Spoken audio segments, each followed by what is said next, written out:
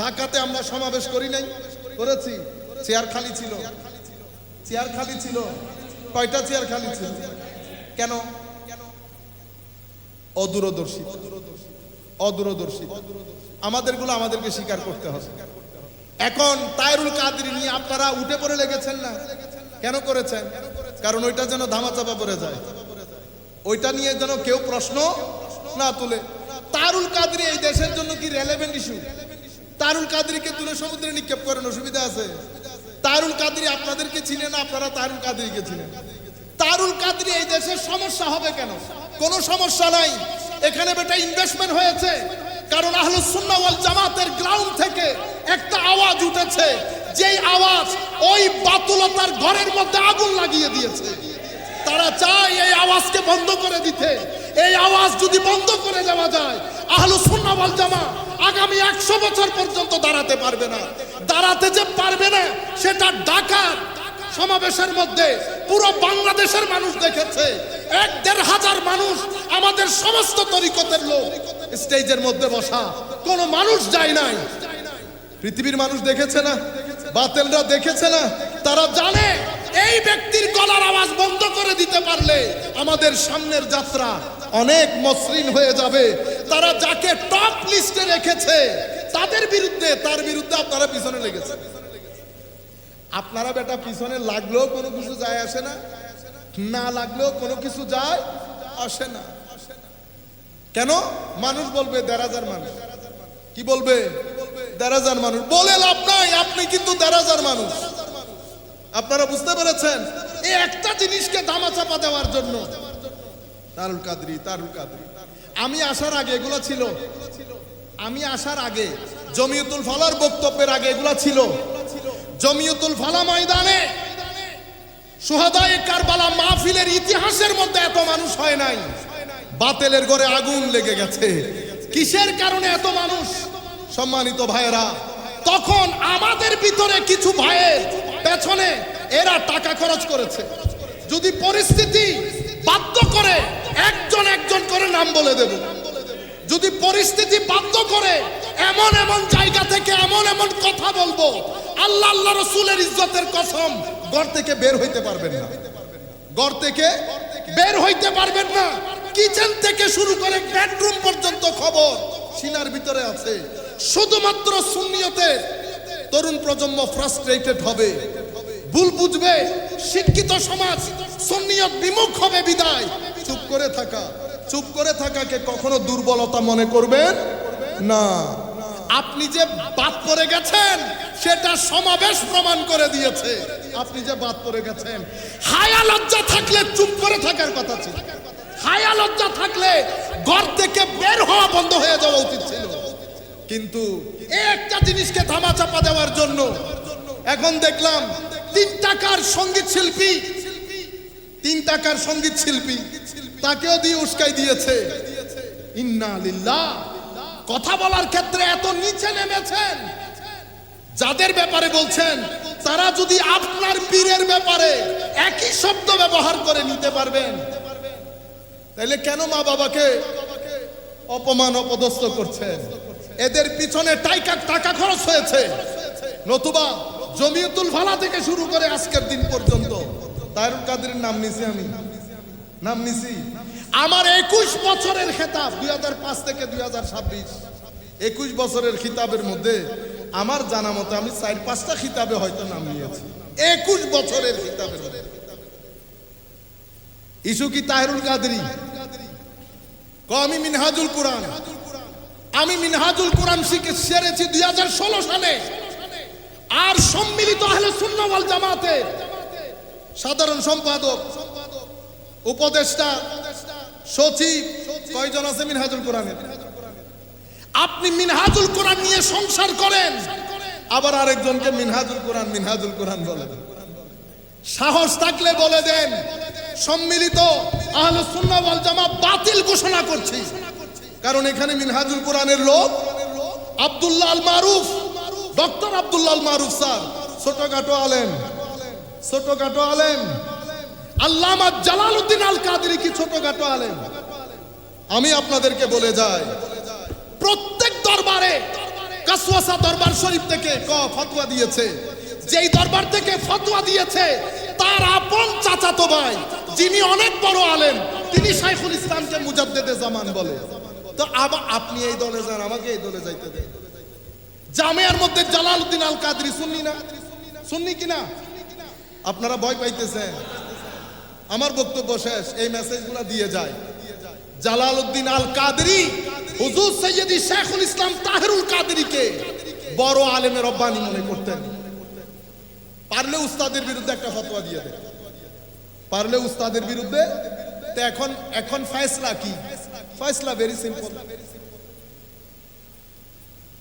আমরা কেউ শেরে মিল্লাত উবাইদুল হক নঈমী সাহেব হুজুরের সাথে, কেউ আল্লামা জালালউদ্দিন আল কাদরি হুজুরের সাথে। জালালউদ্দিন আল কাদরি হুজুরের সাথে যারা আছেন ওনারা যদি মনে করেন এখানে ভুল হয়েছে, খাতায়ে ইজতিহাদি একটা সওয়াব। ইনারা যদি মনে করেন এখানে ভুল হয়েছে, খাতায়ে ইজতিহাদি একটা সওয়াব। অসুবিধা আছে? এগুলা নিয়ে তুলপার করে ফেলতেছেন। কাজ লাভটা কি? কি হবে কি? এটা দিয়ে কোনো লাভ আছে? তাহেরুল কাদরিকে নিয়ে যদি সমুদ্রে নিক্ষেপ করেন কোনো অসুবিধা আছে? মানে এইখানে এই বিষয়টা এই মুহূর্তে আসছে কেন জানেন? আমাদের এবারের বক্তব্য জাহাঙ্গীরনগর ইউনিভার্সিটি, জগন্নাথে, কিছুদিন পরে ঢাকা ইউনিভার্সিটিতে হবে, চিটা ইউনিভার্সিটিতে হবে, বিজিসি ট্রাস্টে হয়েছে। বাতিলের ঘরে আগুন লেগেছে, বাতিলের ঘরে আগুন লেগেছে। আমাদের মধ্যে কিছু রতি মহারতি আছে, তাদের পেছনে টাকা খরচ হয়। কি খরচ হয়? টাকা। নতুবা এই জোট বারবার ভাঙার কথা না। টাকা না থাকলে ভাঙবে কেন? আপনারা বুঝতে পেরেছেন? আল্লাহর দরবারে আপনারা দোয়া করবেন আমাদের ছেলেগুলা যেন ফ্রাস্ট্রেটেড না। দুঃখ লাগে যারা কলেজ বিশ্ববিদ্যালয়ে পড়ে তারা আমাদের থেকে বিমুখ হয়ে গেছে। সুতরাং এগুলা বলে আর কি জবান? তা আপনারা কি মারামারি করতে চাইতেছেন? তা আপনি ব্যবহার করছেন, বেটা আমার ছেলে পুলে গালি জানে না, এরা কি বাংলাদেশের বাইরের লোক? আরেক বাইল্লা মৌলবী বলে ঢাকার মসজিদের মধ্যে বসে 3 টাকার মৌলবী, জবান দেখে।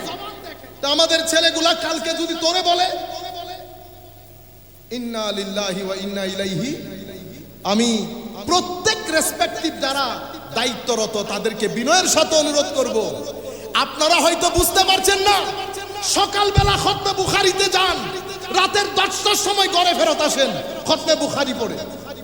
এই খতমে বুখারীর মধ্যে বাংলাদেশের তরুণ প্রজন্ম কোন রাস্তায় হাঁটছে আপনারা জানেনও? কারণ 11টার সময় খতমে বুখারী পড়ে ঘরত আসেন। আপনি কেমনে জানেন? এই 11টা থেকে খতমে বুখারী শুরু হয় ভাই, রাতের 10টা 11টা পর্যন্ত খতমে বুখারী পড়ে। এরপরে ঘরে এসে আমি কেমনে জানবো বাংলাদেশে কি হয়? সবাই বসে খতমে বুখারী পড়ি একসাথে। এতগুলো অরাজকতার মধ্যে এখানে কোনো তরবিয়ত নাই। আপনারা বুঝতে পেরেছেন? বাইরে কে কি করছে না করছে বাদ দেন, নতুন ভাবে কাজ শুরু করেন। এই প্রজন্ম কেন বিমুখ হচ্ছে এগুলো আমরা ফাইন্ড আউট করি। নতুবা আমার মতো লোক 100 জন চলে গেলে কি হবে? সুন্নিয়তের কোনো ক্ষতি হবে? আরে ভাই ইমাম গাজালি চলে গেছে, সুন্নিয়তের ক্ষতি হয় নাই, আমি কোন পুকুরের মাছ? বুঝতে পেরেছেন? সুতরাং আপনারা সবাই মিলে ঐক্যবদ্ধ হয়ে, সামান্য মতের মিল এটা থাকবে, ঐক্যবদ্ধ হয়ে অ্যাক্টিভ চিন্তা করেন। আপনি অতিমাত্রায় ফেসবুকে কাজ করতে পারতেছেন কারণ আপনার হাতে কাজ নাই। আপনাদের এখানে এনজিও নাই, হাত 7, 5, 14 বুঝিয়ে আমাদের ধানি জমিনগুলো অধিগ্রহণ করছে না। তাইলে এখান থেকে বের করার জন্য, তরুণ প্রজন্মকে ফ্রাস্ট্রেশন থেকে বাঁচানোর জন্য কোন একটা ওয়ে আউটকে আমরা বের করতে পারবো না। আপনাদের এখানে আমাদের আহলুস সুন্নাহ ওয়াল জামাতের সাধারণ মুসলমানদের কাছ থেকে আমরা যদি 200 জনের কাছ থেকে 1 লাখ টাকা নেই, কয় লাখ টাকা হয়? অনেক একটা অ্যামাউন্ট হয়ে গেল না? সেই অ্যামাউন্টটা এমন জায়গায় কাজ করান, ফার্ম করেন, মাছের চাষ করেন, ছেলেদেরকে অর্থনৈতিকভাবে সচ্ছল করেন। আপনারা যাদেরকে বাতিল বলেন তারা এমন ভাবে অর্থনৈতিক সচ্ছলতা দান করেছে, তাদের কাজ এত দ্রুত গতিতে এগিয়ে যাচ্ছে, আপনাদের এলাকার কিছুদিনের মধ্যে 80% মসজিদ তাদের দখলে চলে যাবে। আপনি বসে বসে আমাদের বিরুদ্ধে একজনের বন্দুক তুলে ধরে রাখেন কেন? আমাদের ভিতরে আমাদের ওই ভাইদের ইনভেস্টমেন্ট আছে।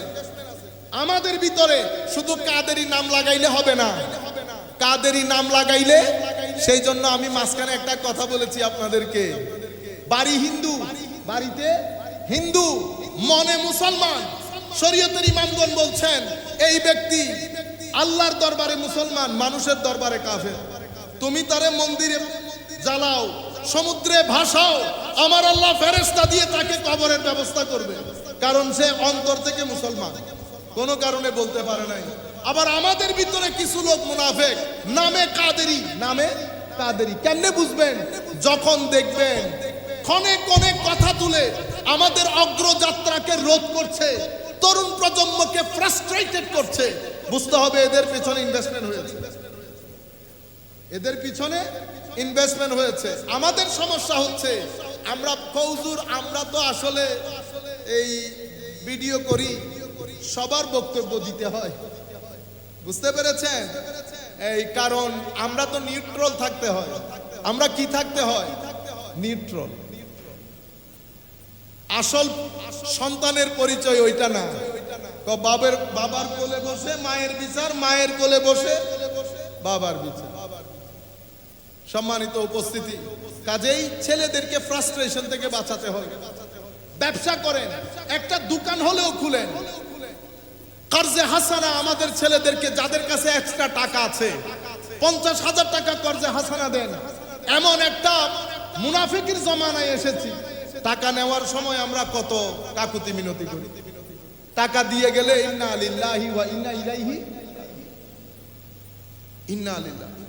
আমাদের ইসলামের ব্যবসার জগতে রেভলিউশন তৈরি করার জন্য কুরআনে পাকের মধ্যে আল্লাহ বলেছেন, হাদিসে পাকের মধ্যে রাসূলুল্লাহ বলেছেন সাল্লাল্লাহু আলাইহি ওয়াসাল্লাম, কর্জে হাসানা দেওয়ার জন্য, কর্জে হাসানা দেওয়ার জন্য।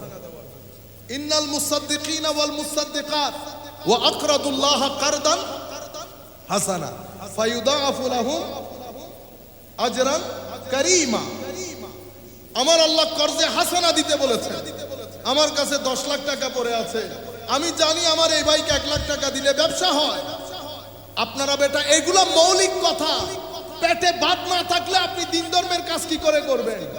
যাদের ব্যাপারে আপনারা বলছেন প্রত্যেকেই তাদের সংগঠন থেকে বেতন তুলে, সেই কারণে তাদের মিশনের কাজ সবার আগে, আমাদের মিশন সবার পরে, কারণ আমি আগে পেটের ভাত জোগাড় করতে হয়, এরপরে সময় যেটা থাকে সেটাতে আমরা দিনের কাজ করি।